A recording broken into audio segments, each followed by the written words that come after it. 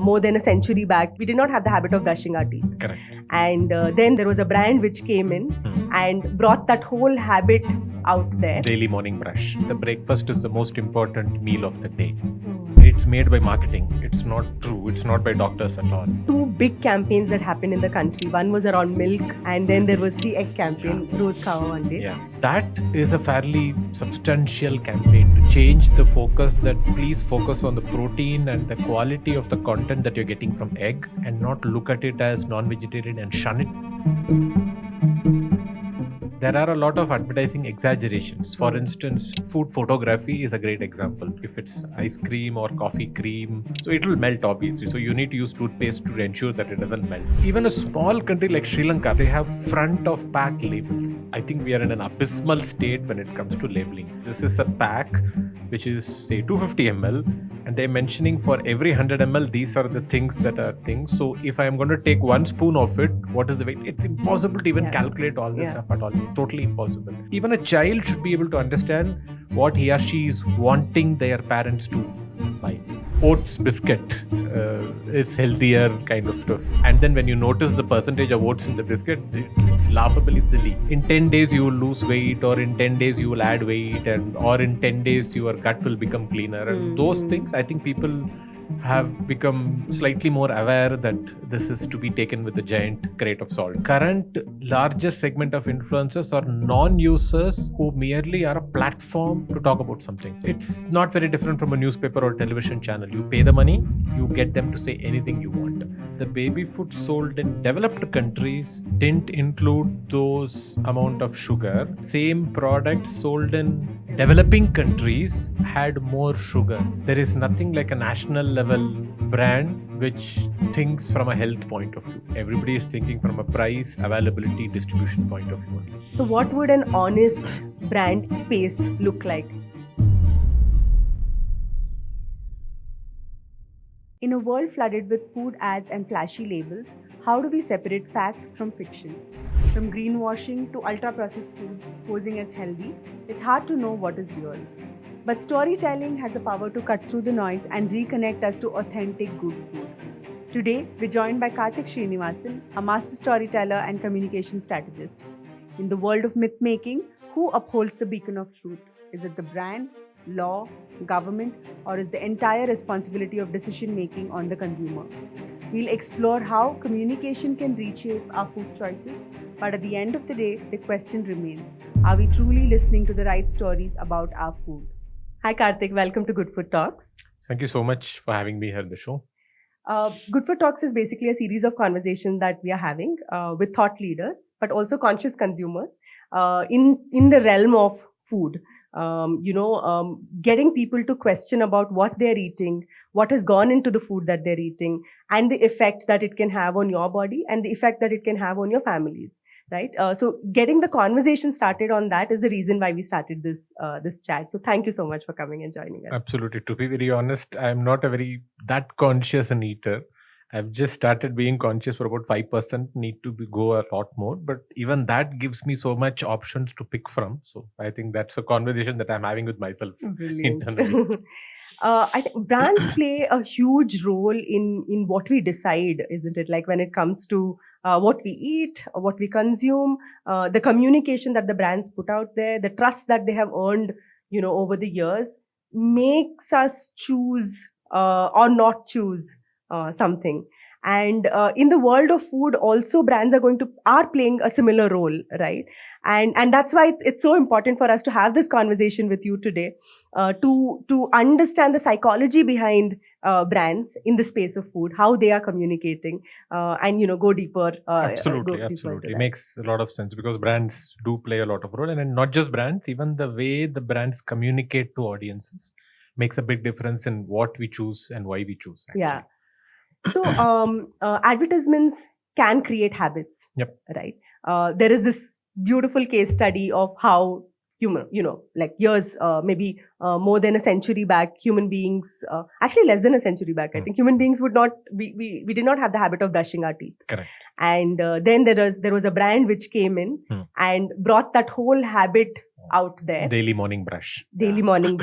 Also creating dissonance, saying that yellow teeth is not appealing. It's not, people are not going to admire you, adding the whole beauty element to it. Yeah. And then before you knew it, the whole world was brushing their teeth in the morning, right?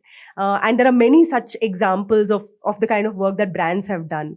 In the space of food, do you think work like this has happened? In the space of healthy eating? I know that it has happened in the space of possibly not healthy eating, but in the space of healthy eating, do you think there are some examples that we can talk of? Probably one of the most famous examples is the fact that something called breakfast did not exist at all till the turn of 19th century, and it was, I believe, the brother of the guy who invented Kellogg's as a brand, the cereal.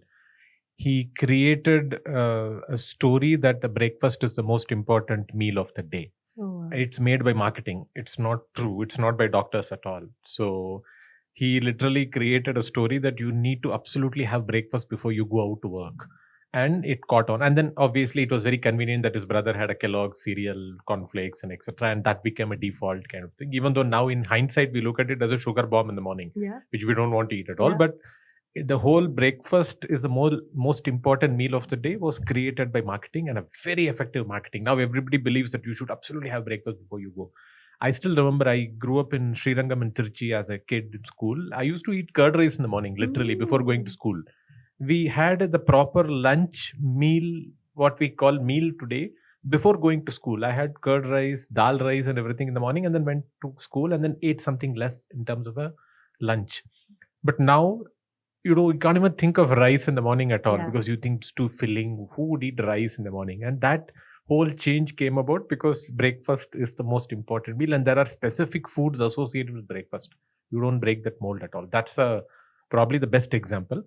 I mean, to be very, very honest, doctors also claim that it's good to have a breakfast. It's literally called breakfast because you have not eaten anything overnight. Yeah. And if you're going to do some kind of work, whether it's mental work or physical work, by starting the day and say about 10 o'clock, you should fill your stomach with some carbs and energy and whatever it is, calories basically. So you need to fill that. So it makes sense logically, but everything started with a marketing campaign. Yeah. So breakfast is the most important meal of the day. Actually, now that you say, I think it's a very common, it's a cultural thing for anyone from Tamil Nadu, I feel, because I have a friend who would do the same thing. They would have their proper food rice around 11 o'clock. Exactly. Which would be like a full-fledged meal, and they wouldn't have eaten anything till then. Yes, exactly. That's literally what we used to do as kids, basically. But now it's fashionable, like bread and cereals and whatnot. Yeah. In fact, I've recently stopped. This is part of my conversation that's happening. Because of the choices that are available and because of the time it takes to make. Of course, eggs are very easy. Bread and eggs are probably the default breakfast item. And eggs are extremely versatile. You can do so much with it, and they're very tasty, by the way. So I used to try that. But then again, if I need to start work at 9, whether it's working from home or working outside, I should have something more like a steady kind of rhythm in terms of getting breakfast. Now, in hindsight, I've been doing this for about 6 or 7 months now. I just have a sattu drink in the morning, and it's so easy to make. Just sattu, some salt, and some jaljeera powder to make it interesting, and protein then lime. Rich. Exactly, lime. That's the only thing that I have. It takes about 2 minutes for me to make and 2 minutes to consume. It's just a drink. That's it. And it fills me till afternoon lunch. Very nice. No effort, nothing, full protein. That's it. Speaking of protein, and you also mentioned eggs, there were 2 big campaigns that happened in the country. One was around milk, which was the Doodh campaign. Yes. And then there was campaign, the egg campaign, Roz Khawa One Day. Yeah. What's your point of view on that? And how did that change how Indians consume? So, I don't think there are any preconceived notions against milk in India. And milk is very freely and generously consumed by everybody and anybody. And it's seen as a very essential part of our diet. But eggs actually have preconceived notions because it's partly seen as non-vegetarian by vegetarians. So eggs are seen as slightly like a taboo kind of food because it's part non-vegetarian. Of course, it's non-vegetarian. It's not vegetarian purely kind of stuff. So that is a fairly substantial campaign to change the focus, that please focus on the protein and the quality of the content that you're getting from egg, and not look at it as non-vegetarian and shun it, because it's very important for Indians to get more protein. We just don't get enough protein at all. And that, I think, is a path-breaking campaign. And it's been happening for about maybe 40, 50 years. And we have seen so many cricketers associated with eggs and etc. I think That's a very, very effective campaign. And these days, eggs are very common, very easily available, and so many varieties of eggs are available easily. I think most of the egg sales now is actually being benefited by the relentless campaign for so many Wow. years to change people's perception, saying this is completely acceptable. Please have more of it because your body needs all that protein. So now that you say that the impact of the campaign that happened 50 years back, Yeah, we are seeing the results of it now. very true. At Akshayakalpa, we're trying to do this whole thing of trying to steer people towards, understanding the source of their food, understanding where it is coming from, know what has gone into the soil of what you're eating. And we know that it is long term. What we're investing in isn't, we won't be able to make that shift. True. That then we were speaking about True. this Correct. before we got started Correct. as well. But as we speak, I'm realizing that it is such a long game. Long journey. Yeah. Yeah. For instance, take salted butter as a category in India. You ask anybody in India salted butter, the first thing that comes to their mind is Amul. Yeah. You can't even look beyond that at all. I mean, you go to any restaurants up north, they actually give you a blob of Amul in the pack itself. That is a small chiclet pack. That's what they literally give to you. And it hasn't come overnight.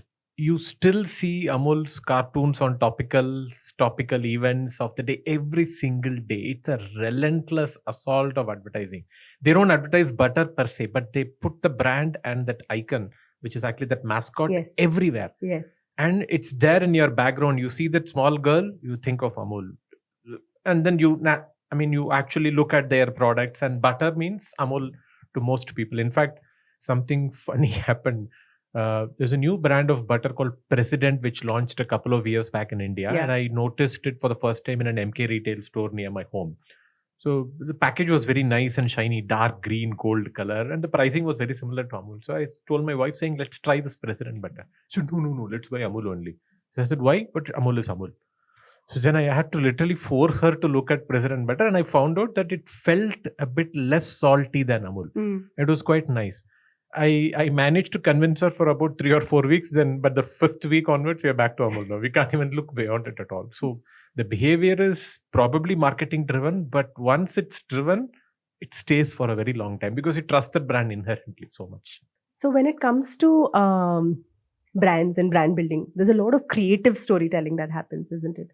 And then, of course, there is the ethics and bringing the right ethical stories out of the brand. And I think there is a fine line between these two. What do you think took, and I think we all know, precedence over what over the years? And how do you think it has affected the food industry in general? To be very honest, I don't think most food-related advertising is unethical per se. There are a lot of advertising exaggerations. For instance, food photography is a great example. They embellish products to make it look the best self, basically. I mean, if it's ice cream or coffee cream or even coffee, it is made to look really, really good. But I won't really blame that as unethical. For instance, our movies always have people with a lot of makeup. And there is a reason for it. There is harsh lights, bright lights, and you need to manage that from a photography point of view, both for people and for food that you're going to do. So it will melt, obviously. So you need to use toothpaste to ensure that it doesn't melt. If you use actual cream, it will melt. So, for ice creams, basically. So I won't blame that as that. I think I would put the responsibility on consumers. You need to be beware. It's always buyer beware, basically, which is what we call caveat emptor in Latin. You need to consciously ask questions. Yes, that looks drop dead beautiful as a piece of cream or ice cream or coffee, but what does it contain? And I need to ask that question. And there I would probably put a lot of blame in labeling in India. I think we are in an abysmal state when it comes to labeling. There is a lot of details, but they are rounded off to 100 gram or 100 ml, which is very difficult for people to do the mental calculation saying, okay, this is a pack which is say 250 ml, and they're mentioning for every 100 ml, these are the things that are things. So if I'm going to take 1 spoon of it, what is the weight? It's impossible to even calculate all this stuff at all. Totally impossible.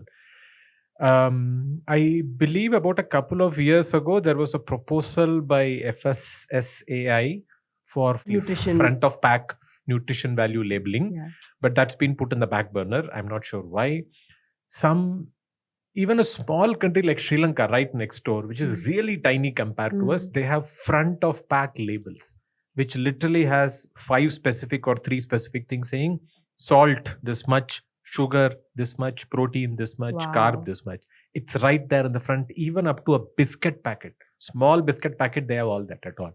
We don't have it. When I saw a departmental store and front of pack labeling for salt and sugar, I was surprised. I mean, if they can manage it, why can't we manage? Of course, a small country, they can probably manage it easily, but their economy is in doldrums for a very long time. Yes. Tourism is their only economy, main driver. We should be able to do it at least at one state level, right? But we don't. Everything is hidden inside the fine print behind your packs. So that makes it far more difficult for people to take informed decisions, actually. So I think we have a long way to go before blaming marketing and advertising. I think I should blame the bureaucrats first to please get your act right, get your intent right, and please ensure that the manufacturers reveal the details correctly at the first place and don't intend to put it under fine print or hide it with small text kind of. It should be right up front how much sugar you have. Yeah. That should be the first priority. And then advertising will follow. If, for instance, a chocolate biscuit is being advertised, they would then need to be conscious saying that people are going to buy the product as a trial because we are making our ads so tempting. And then they would see on the front of pack saying sugar this much, 50% of the product is sugar. Then they have a problem. So then advertising would also probably take a step back and saying, yes, we can get them to try, but when they see the product, it'll all fall completely apart. So we need to look at a different story to tell and not the way that we're telling stories now. So it will all start with labeling is what I truly believe. I mean, I don't say that these products shouldn't be made. It's a choice. People need to choose what they want to eat. It's their choice completely. But labeling should be a lot better. It should be, even a child should be able to understand what he or she is wanting their parents to buy. No, if you hold a marketeer responsible, of course, the marketeer will do the right thing by the law as well. They are doing by the book, basically. They're not doing anything wrong at all. But this also is a great opportunity for brands to not just be happy that labeling is slightly loose and I can play around with that like a playground, and take the bull by its horns. For instance, I think the whole truth is a great example. Yeah. They are putting their entire credibility up front, saying we don't add anything at all. Most whey proteins don't even talk about purity at all because they're all loaded with chemicals. And these guys are going against the grain and talking about it. So that literally makes them stand out. I think whether they buy the product or not, creating awareness around this is possibly like making sure that the education journey that we are setting the country on is targeted to the masses. While the product may still not be targeted to the masses, and that's fine. Possibly, could be one, I think, a way to strike a balance. As I said, it's a long game. So if in the first 2 years you just create awareness, maybe the third year something will tip. And they will probably at least try your product once, saying they've been shouting about this from the rooftops. Let me at least try them once. Yeah. Possibly. So how can consumers become more aware of the tactics? Or, like you said, marketers are doing what they can do. Correct. And they're being right by the book. True. But as consumers, how can I be more aware and not be misled? I don't think there is any trigger for consumers to do that unless there is a health related reason for them to do so.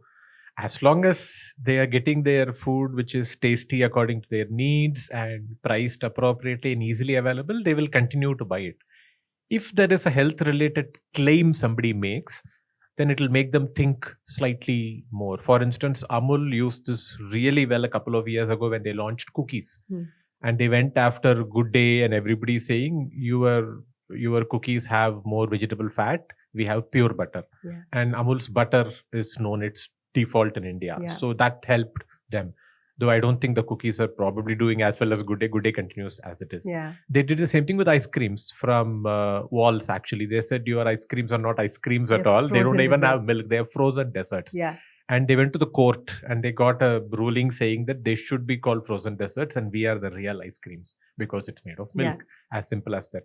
And now If I talk about Walls or some other ice cream, there are half a dozen people commenting under saying that's not ice cream, that's frozen dessert. desserts. So that level of awareness actually has been created by Amul's activism against vegetable fat, basically. So it's there, but people should be aware as to what kind of questions they should ask. They need to be fed what kind of question they should ask, because they're not going to ask it on their own unless there is a health-related crisis for them.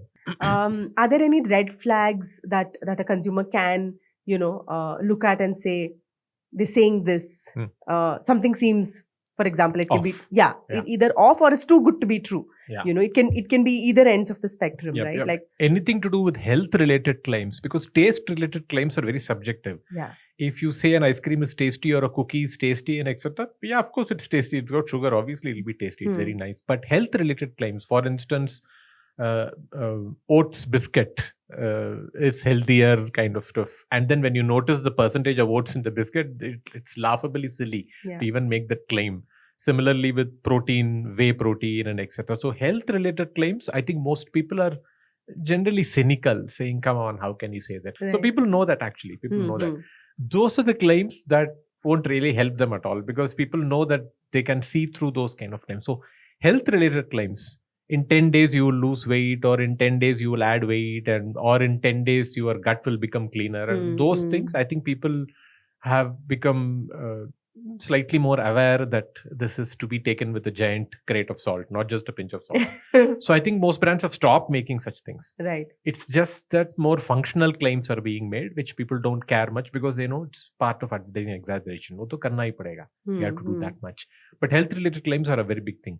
And that's a big problem. There are very few brands that can afford to make confident health-related claims because of the ingredients that go into it. Yeah. So that again is an empty space with very few brands operating in this.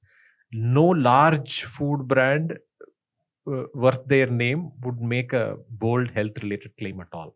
It's very risky for them to do that. So they will just stick to functional communication. So is that a white space for brands to explore? It's a very, very big white space. Probably it's occupied by smaller brands like yourself or Whole Truth. Those kind, Yoga Bar kind. Those kind of very, very small brands are the ones that are taking that route. So what would an honest brand imagery space look like? This white space that we just now spoke about, and how can more and more brands start embracing it? That will be difficult actually, because I don't think there is a space at all. No brand has created that space so far at a national level. Yeah.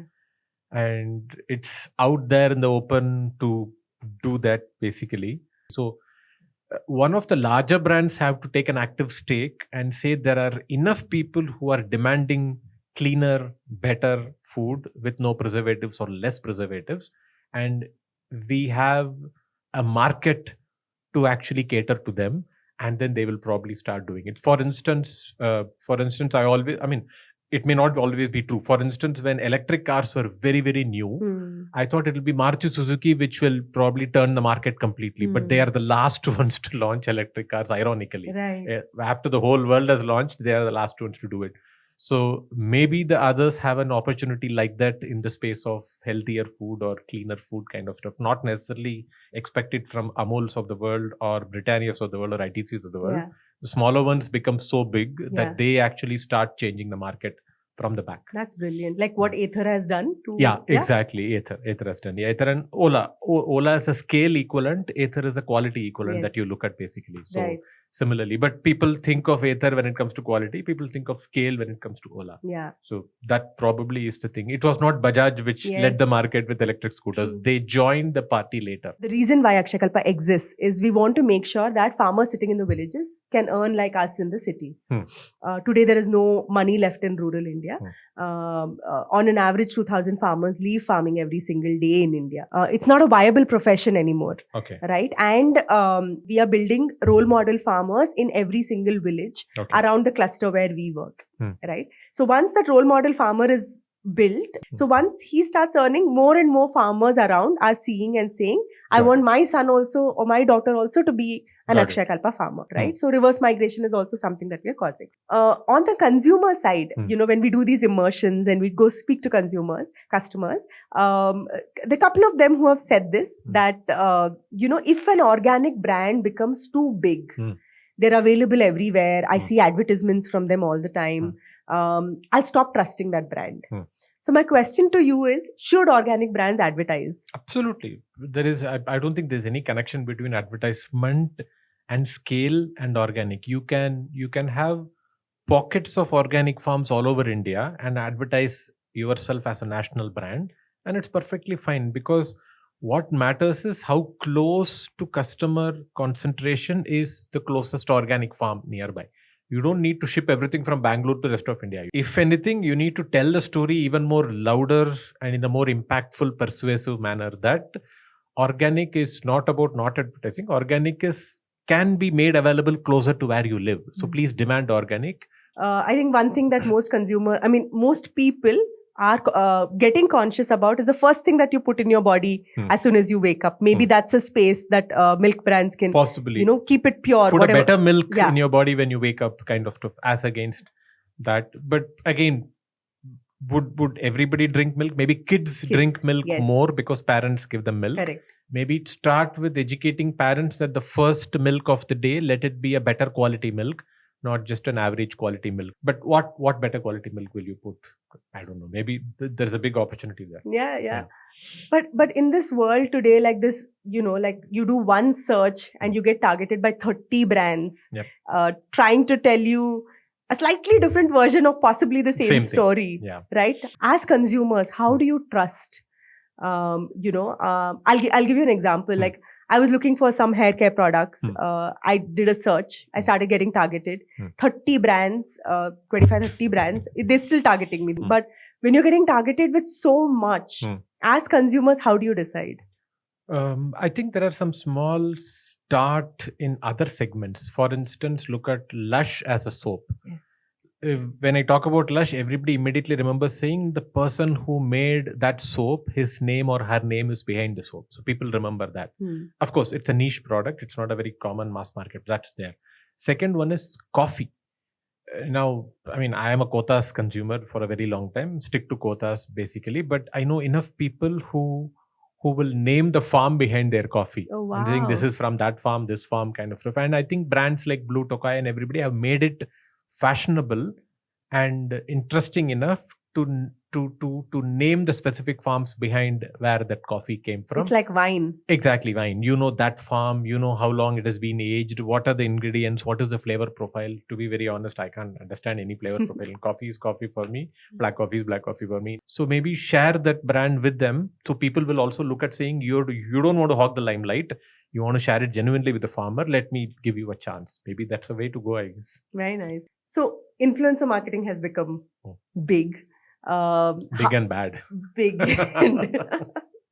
So how does one distinguish between what is genuine, what is fabricated? I know I follow, there are these few mommy influencers that I follow, and the recommendation. So I think I have curated my list of influencers now. That you trust well. That I trust. And any book that they recommend, I will definitely pick up. Or, any parenting advice that they give, I'm going to follow. I trust, right? But there is a lot of fabrication, right? Like even in some of those influencers that I follow, I see some of them becoming a little more promotional. Like they are working with brands. And the minute you start doing that, I'm questioning your authenticity overall, right? So how does, as consumers, how do we draw that, draw that line? Yeah. So there are two kinds of influencers. Actually, influencers started by being users and then talking about it. Now, the current larger segment of influencers are non-users who merely are a platform to talk about something. It's not very different from a newspaper or television channel. You pay the money, you get them to say anything you want. But earlier influencers in the beginning of social media in the mid 2000s and early 2010s, they were user influencers. You used the product and you spoke about it as a consumer. The thing is, you don't portray yourself as an expert of the product or category. You just say, I used it and this is what I felt. This is what I enjoyed. Or this is what I liked. This is what I didn't like at all. So most reviews online were like that initially. I went there. This was what happened. But now I'm called there for a fee.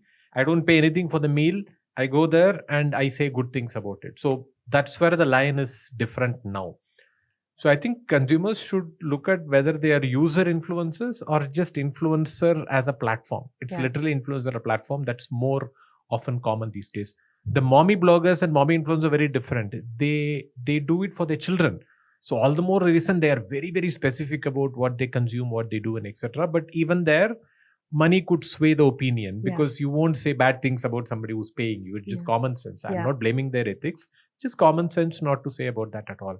So you need to be more conscious about that, even with user influencers now.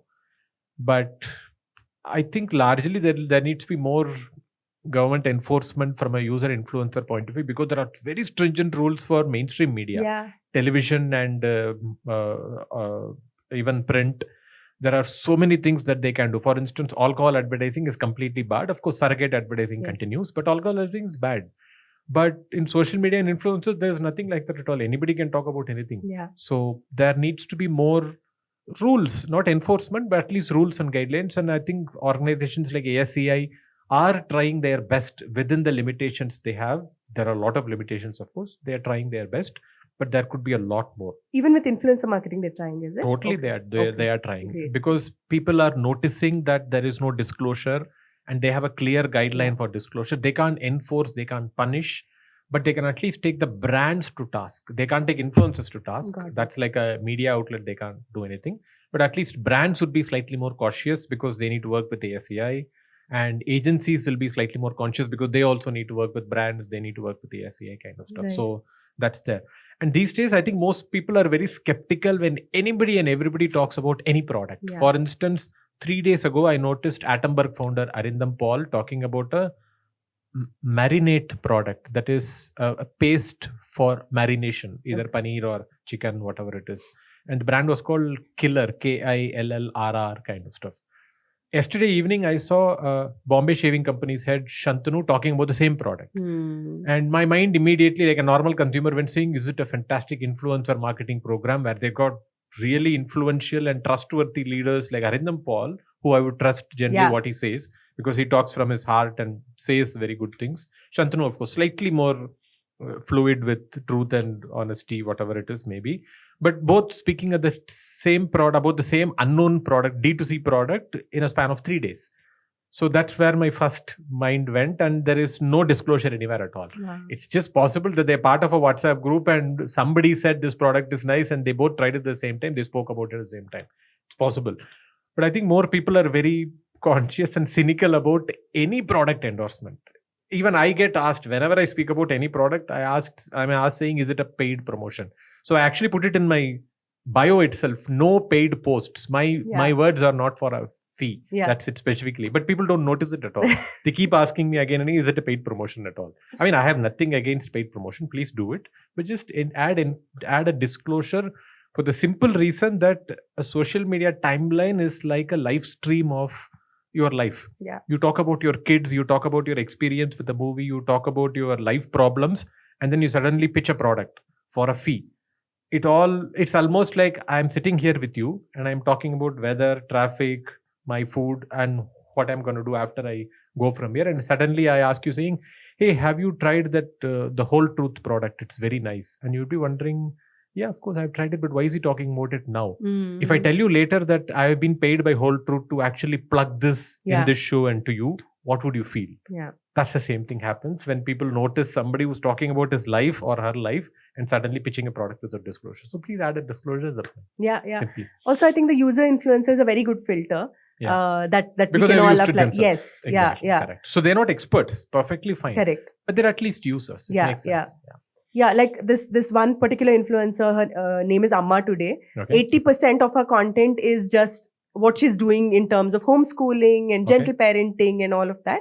And maybe there's a 20% which is on some of the products that she's using with her children, some of the toys that she's picking up. And so my faith in what she's saying is still high compared to someone who's doing maybe a 60-40 or a... In terms of promotion versus real life. Yes. Makes sense. Makes perfect sense. And users don't need to promote themselves as experts at all. I still remember a fairly interesting outrage case back in the early 2010s or mid 2010s, where I think it was Tata Motors, which took a lot of online bloggers to Goa for a new product launch, one of their new car launches. And a couple of food bloggers were taken there. And people were generally outraged saying, what the hell do food bloggers know about automobiles and cars? But the thing is that food bloggers can also buy cars and drive cars on their own, right? So why not call them? They won't talk about the cars like they're an expert. They won't talk about acceleration or speed and they will just talk about the experience of driving a car like a normal human being, which is a big deal for most other normal human beings who are not experts anyway at all. So people will both look at consumer version and an expert version and then take their decision. So it's absolutely makes sense. You don't need to go for the experts all the time. Mix as a balance, normal users and expert users. Talk both basically. So what do you think is the future of food advertising? It's too sweeping, but I don't think the future lies in advertising per se. As I said, future is in labeling better. And that labeling is a great start for consumers to get more aware. Right now, labeling is hidden, labeling is very muddled, and it's not clear at all. You just can't understand anything at all with labeling. It has to be front of pack. It has to be easy to understand from a child level, and the child has to decide saying, there is so much sugar in this, should I still consume it? Or should I consume it in moderation? I'm not saying don't consume chocolate at all. Please eat it. It's very good fun to eat a chocolate which is loaded with sugar. Of course, because it's a tongue that decides the taste and you all love it basically. And there's a sugar rush and high you get. But do it in moderation because we don't burn that as much as we used to earlier when we used to work a lot more. But kids probably, run in school a lot, so they burn. So have your indulgences, sinful indulgences, but be aware that there is a lot of sugar in this. Don't keep on eating it more like a habit. Don't get addicted to it. And that comes from better labeling. That better labeling will lead to more people consciously picking or not picking. Right now, there is absolutely nothing on front of packs except marketing. And it's the best looking color, most attractive gold and purple and all that stuff. You would be tempted to pick it up. And I won't blame consumers at all. They're just going by what looks good. But what is inside has to also be explained in the front of the pack. I think cigarettes are probably the only products where front of label packing is so ugly, terrible and ugly, and still people buy it. Imagine if that's the case, how much more normal food should actually be in terms of front of pack thing. I'm not saying don't make it ugly, but at least be at least be 50% honest with than being 0% honesty, right? Everything is hidden completely now. So please don't do that. At least put it that way. So, when it comes to health food marketing, today we are seeing a spectrum when it comes to brands in the health food segment. For example, there is 100% maida bread, which is known to be possibly the worst form that is there. And then there is 100% whole wheat bread with no additives, no added Nothing color, nothing bad, right? But then there are like 100 brands in between. There's a big elasticity in between, who are claiming to be the healthier bread, right? And that healthier can go from 90% maida to 20% maida. It can go from added color to no added color. It can go from, flavors that have been added to no flavors added. But all of them are claiming to be healthy or healthier than this which is very relative. Exactly. Then there's one villain who's there, which is the 100% maida bread, right? The same possibly is happening even in the egg segment. There are claims about cage-free, free range. But what is the gold standard? Nobody knows. You're only pitting yourself against the worst guy that is there in the market and saying, I'm Compared better to that, I'm healthy. I'm healthy, right? Correct. So again, like what should consumers do when there are so many messages being, targeted at them, thrown at them? How should they read this or read the room to figure out what they should buy? So it's a very difficult situation for consumers because most consumers, what would they do if they want health information is go to Google and search. And now Google has started using AI generated answers in the beginning, which tries to explain something in human language, but which makes it all the more difficult. So if I ask a question saying that, what kind of bread should I consume if I want to consume healthy bread? It'll probably list all the kinds of bread, exactly like where you said, list all the breads available and saying this is worse, this is best. Pick anything from the bottom half kind of stuff. That's the best kind of stuff. But you need to explain to me why maida is bad. As a busy consumer, I don't care whether it's bad in the short term, long term. So I need to be told Okay, fine, maida is bad, but it's all over the shelves. If something is so bad, why would it be in the shelves? Is the most obvious common sense logic that Yeah. everybody is going to apply. 90% of the shelf is normal maida bread, which is the most common ones. And biggest brands like Britannia or Mother Dairy, name the brands, they all have the same bread. There is no big difference at all. It's only a tiny segment in the corner, which is all this fashionable multi-grain, multi-this, multi-that, oats bread, protein bread, whatever it is. I don't even know that. That's there. Yeah. So people would see that 90% of the shelf is supposed to be unhealthy and people are still buying it. Why should be the only one to pick up this, which is slightly more expensive also? Why should I buy that? So you need to go to the root of why is this bad? And I think very few brands play a good role in educating consumers about answers for these questions. They need to ask this question themselves. Like put themselves in the shoes of a consumer and ask saying, is maida bread bad? A loaf of maida bread, not maida bread generally, a loaf of maida bread, which you probably buy about 3 or 4 loaves a week, maybe if you have a regular breakfast, which is the most important meal of the day, as we have asserted already. So if you're going to buy 2-3 loaves of bread every week, why is it bad? You need to explain categorically to them, literally like a doctor, and say, I mean, don't fearmonger, but at least explain, saying maida is bad because of reasons 1, 2, and 3. Like a prezi, you need to be able to explain. So at least then the consumers will start doing what I said earlier. Buy 2 loaves of maida bread a week, but the third one would be different. Consciously, there is a change that is happening. Don't expect them to change overnight. That's the hardcore health nerds. Others won't change at all. But for the masses, you need to nudge them towards saying, try once. That's enough. Don't bother much. At least add that in your life. That's better. Which is probably what the Horlicks of the world are doing. Have 1 cup of women's Horlicks for your bone health. Yeah. Those claims seem very improbable, but that's what they're doing. Yeah. 1 cup. Don't have it all over the day. Just have 1 cup per day kind of stuff. That so nudge is better, but explain in simple human terms. Why is maida bad? Please explain to me is a question that you need to ask like a consumer. Yeah. Because that's what they're asking. Yeah, true. Same thing with milk. If you're saying better quality milk, why is a normal quality milk bad?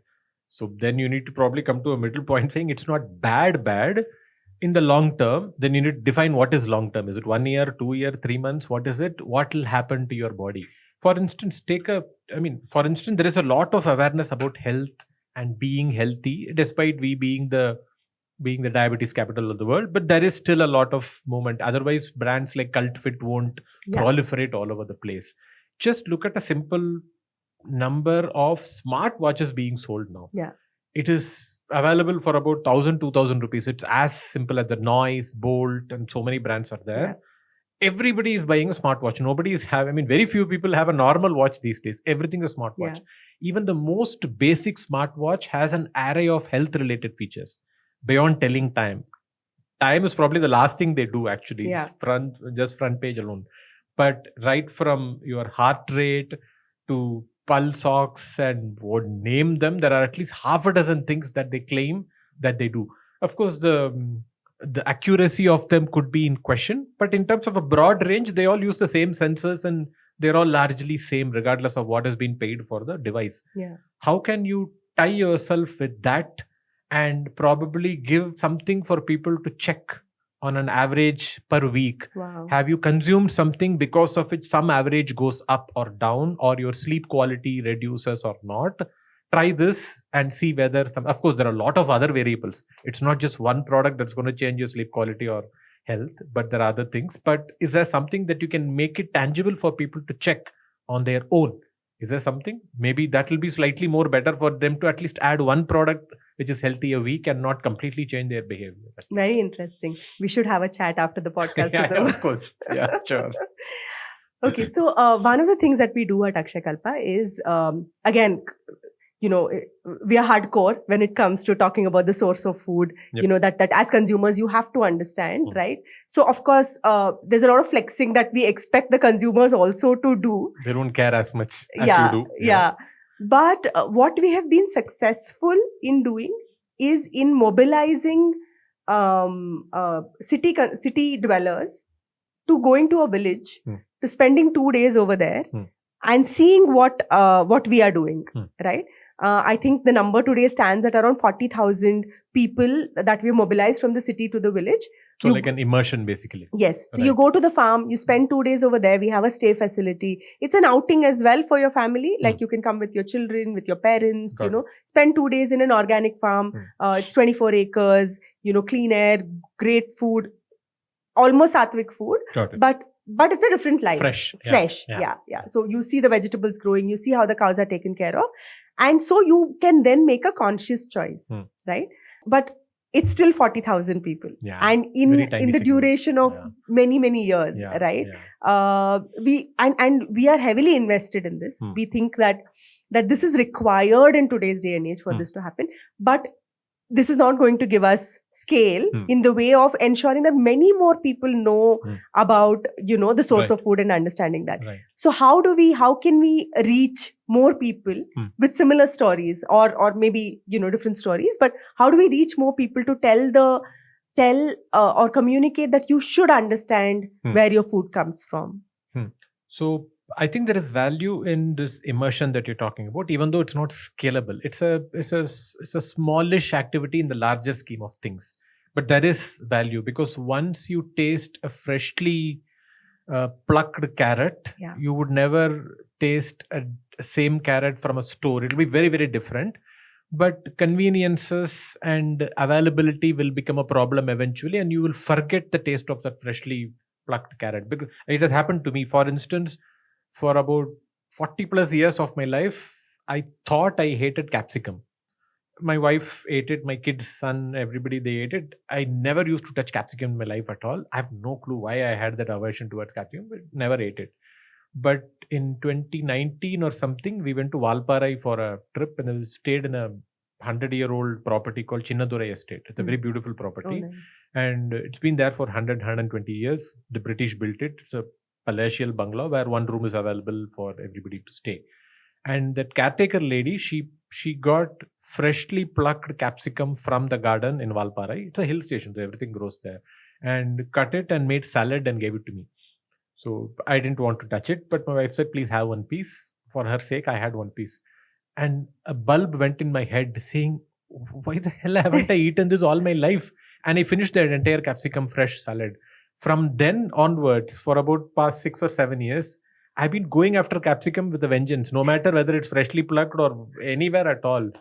Just love capsicum. So these days, when there is a paneer Manchurian I order from a place, all the capsicum is for me and the paneer is for the kids and the family. So everybody is stunned saying, where did this capsicum obsession come from?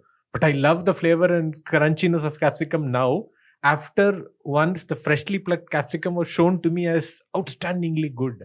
So I think you can set precedences when it comes to fresh vegetables and food, but it's really not sustainable because it will just come. Because for instance, I'm not buying freshly plucked capsicum or organic capsicum at all. I'm just buying whatever is available. Yeah. That I think in my head it's good enough. Yeah. And it seems good enough to me unless I'm proven otherwise. But from a changing perception or persuading a large number of segment, you need smaller ways that they can look for themselves. For instance, there is enough marketing examples for it. For instance, when salt adulteration was a big problem at one point, there used to be Tata Salt, there used to be Captain Cook, Namak kind of stuff. There used to be a campaign and all that stuff. There was once a campaign during that time where it said you need to take a glass of water and put salt in it, and something comes up, it's not pure. Something comes down, it's not pure. Same thing with honey also happened. Yeah. There's a lot of honey adulteration, and some brand said you need to put a spoon of honey in water and something happens, it's not pure. Something doesn't happen, it's impure kind of stuff. So you need to have smaller, believable experiments that people can do quickly to ascertain something is not right. For instance, when it comes to vegetables and pesticides, are there anything that people can do to realize the quantity of or the percentage of pesticides that are still residual in what they eat? Once they know that there is 10% residual pesticides, they would never go back to it. Yeah. The only alternative is they feel it because of taste and texture, then they will not go back. But that doesn't happen at all. As I said, the capsicum that I'm eating, probably it's got a lot of pesticides already. Yeah. But I don't feel anything different. And it's in a cooked form, all the more reason there's nothing at all. So is there something that people can realize on their own? Something changes color because you ask them to do something like that. Then a lot of people will try that experiment saying it's easy to do, no, in my home, let me try it out. They will do it, and probably that will change perceptions, and they will start asking questions, and more conscious eating may happen. But you need to create those small things that people can do themselves, so that people trust what you say instead of just saying, please trust us, which doesn't really help at all. Why should we trust you? So can advertising change the way we eat? Yeah, absolutely it can. Definitely can. It can change. I mean, it actually changes like whole government. So why can't it change the way we eat at all? Absolutely. But it all comes down to thinking like a normal consumer, not like an evolved consumer asking a lot of questions, but a totally normal consumer just going about their everyday life in very, very busy circumstances and difficult circumstances, because Indian cities are not for beginners. It's very, very complex already. Just take traffic as an example, pollution example. It's a big problem. So you need to make it easy for them through advertising and marketing to trust that this is genuinely something different they're saying. Let me hear them out, kind of stuff. But if you say the same thing again and again and show happy farmers, that's not going to really help the consumers. It'll help the farmers, of course, but consumers, it won't change or move the needle that much, I guess. What can go wrong for some of the brands that are there today in the food space? What can go wrong for them? It's already going wrong because more people are cynical about health-related claims. So things are going wrong. There is a lot of interest around reading labels, because there is a guy named Revant Himatsingha who's just made a lot of noise about read labels, even though he's hampered himself by the same problem of labels being so mysterious and utterly all over the place. It's not even in human language, the labels. It's like a scientist kind of label. So he's asking people to read labels, but when they start reading labels, they're not able to understand what the labels mean. So again, it goes back to labeling quality itself. What is being asked to label? They are just taking the easiest way out in terms of label, the manufacturers. They need to be taken to task to say, what is the human version of this label? You are actually put the scientific version of the label like a laboratory result. What is the end human result? Ask what is the housewife version of this label? Wow. What will she say? Can my mother understand this label? If she does, good enough. Can my child understand this label? If she understands, good enough. That should be the bar for labeling. That is a good thing, and people are actually at least asking that question. At least with sugar, there is a lot of awareness in saying there is a lot of sugar in everything we consume, and this is only the product that are branded and labeled. There is a lot of sweets that we consume. There is absolutely no label at all and no brand. There is only a brand. There is no labeling at all on those packets, and which we buy in loose. Basically, that's a bigger problem. From the sweet shops. Exactly, from sweet shops, and probably the festive season is probably like an explosion of sugar all over the place. No wonder we are the diabetes capital of the world. So there should be a lot more focus on labeling per se. It has to be in human language, a mother language, or a housewife language, not in scientific lab language at all. That's a problem, actually. Yeah. So what does good food mean to you beyond the nutritional aspect of it? What does good food mean to you? To be very honest, tasty food is good food. And most of us associate taste with good. And unfortunately, actually, it's the other way around. The more tasty the stuff, the more unhealthy it is. Yeah. Because it's been made tasty with everything sinfully added together, and that's why it's more tasty. So that's there. I'm in a very, very early stage of looking at good food. I mean, I do run 5 kilometers every day. It's almost like a mental everyday run kind of stuff. That works for me. But I'm just backing it up with slightly better habits, like the sattu drink in the morning for protein, whey protein in the evening. And I'm trying more exotic milks like oat milk, soy milk, and almond milk kind of, which are generally woke products basically. But I'm just trying for the heck of it. They taste nice. Soy was not good. Almond is very nice. Thick and tasty kind of stuff that's there. I'm trying. That's the extent of good food for me. But at a very bottom level, good food to me means home cooked food. Freshly cooked home food is best. I am consciously aware that outside food is very tasty. Absolutely. There is more oil. It's very, very tasty. It's very tempting. But nothing like home cooked food and freshly cooked home food. And that works perfectly fine for me, actually. That's good food. And some of my food choices are not even mainstream. For instance, banana flour is something that we make in Tamil Nadu very often. Okay. I mean, there are very few states that cook banana flour. I think Orissa is one, Tamil Nadu is one, West Bengal is one, they one. And it's a very, very exotic dish, which is not very popular even in India, except in few states. That is the epitome of good food for me. It's a very tasty stuff. That's good food for me, of course. And I'm fully vegetarian except eggs. But I'm consciously aware that I am missing a whole lot of taste spectrum because I'm vegetarian. I'm aware of it, but it's too late to change palates and tastes, etc. It's ingrained here, not in the tongue. So it's difficult actually. So home cooked, local, your flavors are still what Freshly you made probably food. grew up with. Yes, Isn't it? absolutely. Like, That's probably good food, and it's probably healthiest also, because we cook consciously at home. Whoever cooks, that's a conscious effort to curtail what we put in terms of oil, in terms of salt or sugar kind of stuff. So that's probably the best actually. Yeah. So is there anything in your experience, you work with multiple brands, is there anything in your experience that transformed the way you thought of food marketing, or that created that little bit of dissonance for you in the space of food?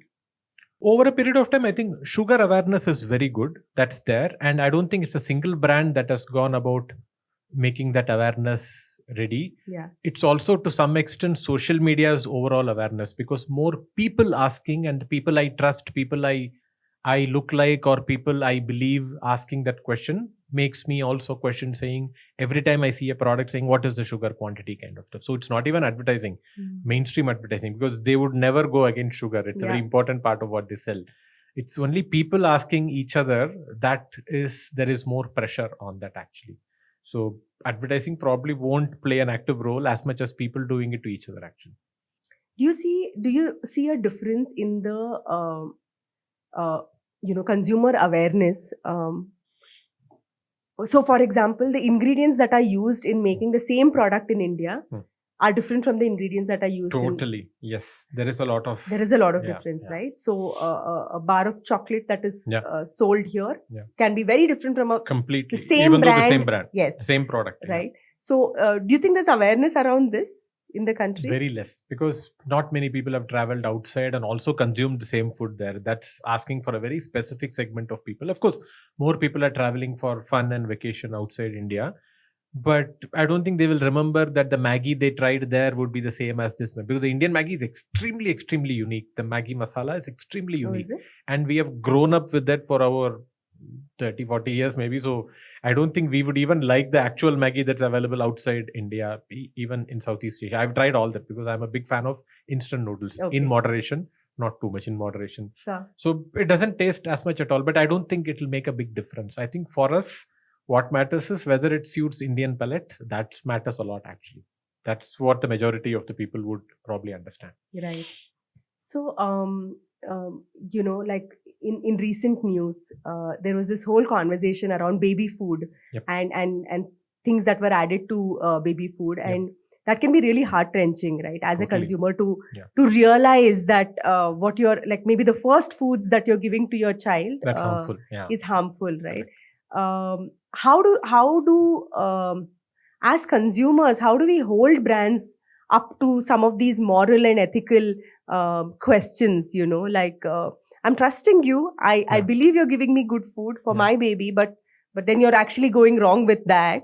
How does a consumer question brands like these? So it's not just baby food, because the news around baby food was very specific. It said that the baby food sold in developed countries didn't include those amount of sugar, vis-a-vis the same brands were same products sold in developing countries had more sugar, which makes it addictive for the children to eat.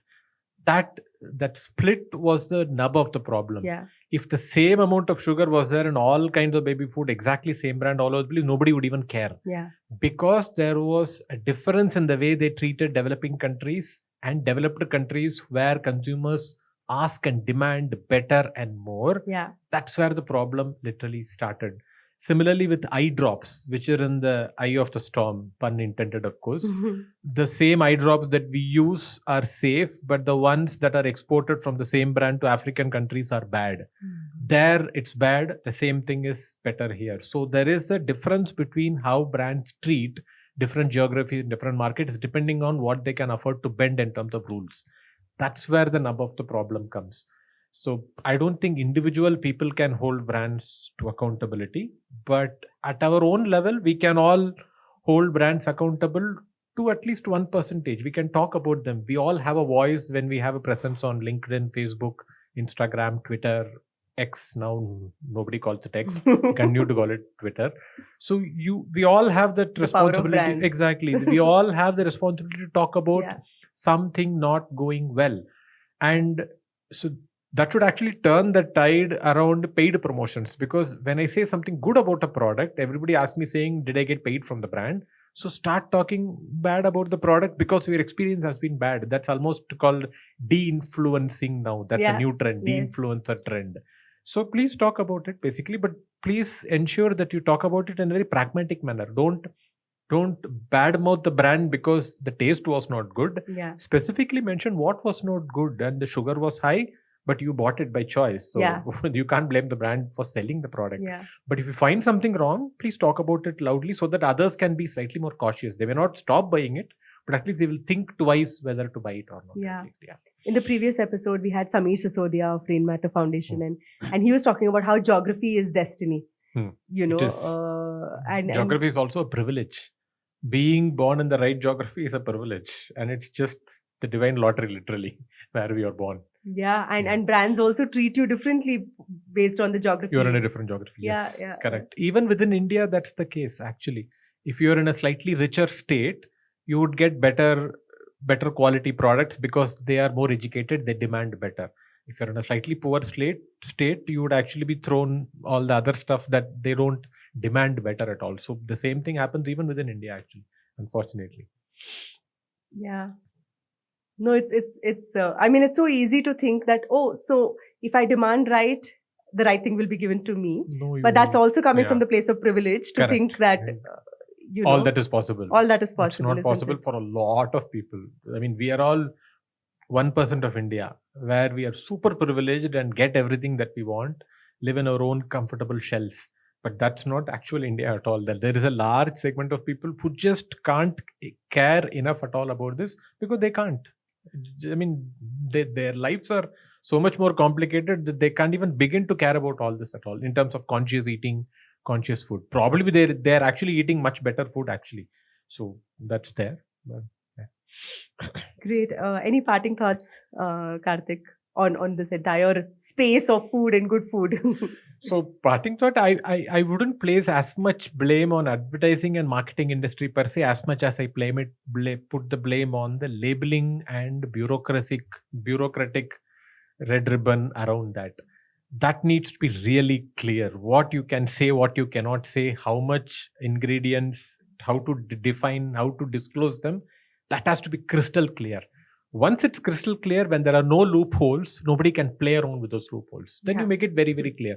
I think to some extent, the lack of alcohol advertising is a good example. You can argue morally, ethically saying, should we have alcohol advertising or not is a different thing. Yeah. There is a rule, there should be no alcohol advertising, which is why surrogate advertising came. And now the government is going after surrogate advertising also. In fact, I noticed yesterday, government is going after CSR advertising by alcohol brands. Oh, wow. That's a surrogate level, not even glasses and CDs, music CDs, but CSR. There are a couple of brands which are saying we created the CSR platform talking about it, but it's called by an alcoholic brand kind of stuff. So they're going after that also. Mm-hmm.